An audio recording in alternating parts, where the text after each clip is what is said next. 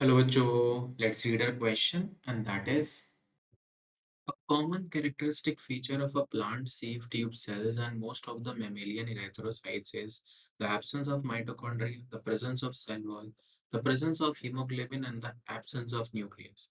हमें यहाँ पे ये बताना है कि जो एक कॉमन कैरेक्टरिस्टिक फीचर है इसके बीच में प्लांट के सीव ट्यूब सेल्स के बीच में और मैमेलियन इराइथ्रोसाइट में वो क्या है।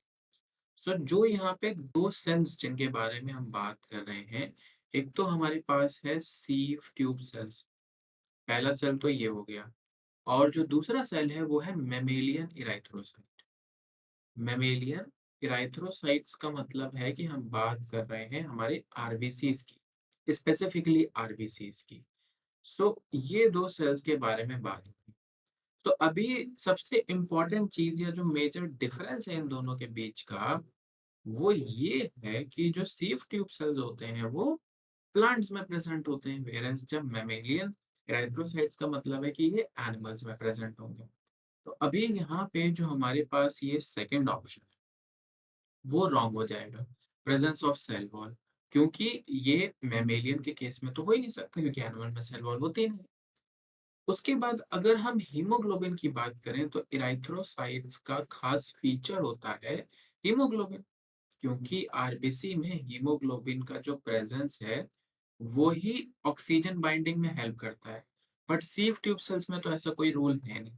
तो अगेन जो हमारा ये थर्ड ऑप्शन है ये भी रॉन्ग हो जाएगा। अब बात आती है अब माइटोकॉन्ड्रिया की और न्यूक्लियस की। सो दोनों में ही एक इम्पॉर्टेंट चीज है ऑल्सो जिसके बारे में हमें यहाँ पे ऑलरेडी आंसर ही करना है, that the absence of nucleus. जो न्यूक्लियस की एब्सेंस है वो इन दोनों सेल्स में प्रेजेंट होती है। माइटोकॉन्ड्रिया की एब्सेंस हम इसलिए नहीं कह सकते because as you know mitochondria is the power house of the cell.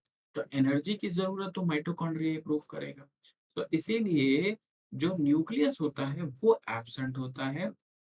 और खास बात यहाँ पर ये है कि जब भी आप यहाँ पे मेमेलियन इराइथ्रोसाइट की बात करें तो एक बात हमेशा ध्यान रखना है कि ये ऐसा इसलिए करते हैं ताकि ये ज़्यादा से ज़्यादा ऑक्सीजन कैरी कर सकें और बेसिकली ब्रीदिंग या रेस्पिरेशन में हेल्प करें। सो इसीलिए हम यहाँ पे कह सकते हैं कि जो इन दोनों सेल्स में एक कॉमन फीचर है वो क्या है, एब्सेंस ऑफ न्यूक्लियस, और जिसकी वजह से हम कह सकते हैं कि हमारा जो ऑप्शन जो करेक्ट है यहाँ पे वो है option D. Mitochondria is present in the case of sieve tube cells. Mammalian erythrocytes में most of the cell organelle erythrocyte जो होते हैं वो basically release कर देते हैं या remove कर देते हैं, so that as I told you to carry more oxygen, and that is option D is correct. I hope this will help you. Thank you.